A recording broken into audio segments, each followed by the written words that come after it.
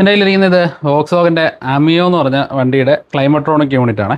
ഇത് ഓണാവുന്നില്ല എന്ന് പറഞ്ഞൊരു കസ്റ്റമർ നമുക്ക് അയച്ചതാ. അപ്പോൾ നമ്മളിത് തുറന്ന് നോക്കിയപ്പോൾ ജസ്റ്റ് ഇതിനകത്ത് കണ്ടൊരു കാര്യം എന്താണെന്ന് വെച്ച് കഴിഞ്ഞാൽ, ഇത്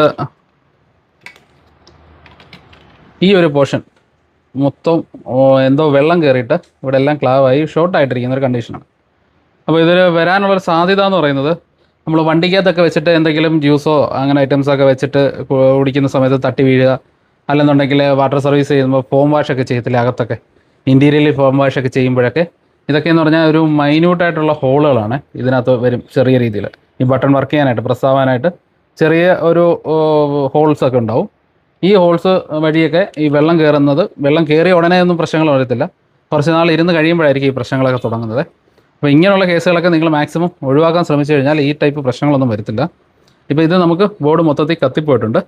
അപ്പോൾ ഇത് റിപ്പയർ ആവുമോ എന്നുള്ളതിൽ ഉറപ്പൊന്നുമില്ല, നമുക്ക് മാക്സിമം നോക്കാം.